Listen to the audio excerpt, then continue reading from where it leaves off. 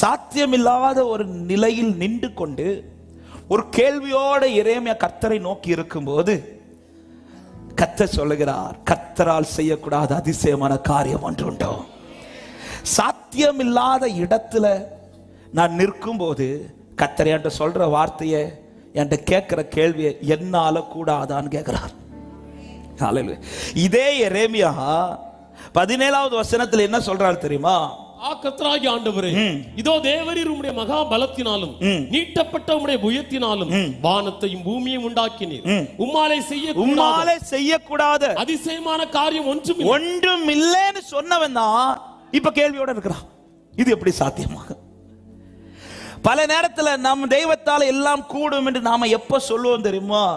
ஒரு அனுகூலமான வாசல் இருக்கும்போது மட்டும்தான். ஏதாவது நமக்கு இது நடக்குங்கிற ஒரு நம்பிக்கை உண்டாகுமானா நம்ம அடிச்சு விடுவோம். என்ன அடிச்சு விடுவோம்? என் கர்த்தர் இதை செய்வார், என் கர்த்தரால் இதை கூடும். ஆண்டவர் அதனால என்ன சிச்சுவேஷன்ல கொண்டு வரார்னா, உனக்குள்ள ஒரு கேள்வி எழும்பணும், இது இனி என் லைஃப்ல நடக்குமா? இது சாத்தியம் உண்டாகுமா? அப்பதான் கர்த்தர் கூப்பிட்டு சொல்றாரு, தேவனால கூடாத காரியம் ஒன்று உண்டோ.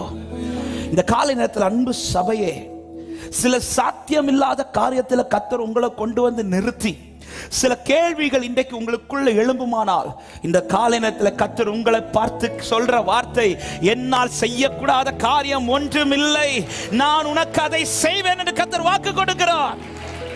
ஹல்லேலூயா, ஹல்லேலூயா.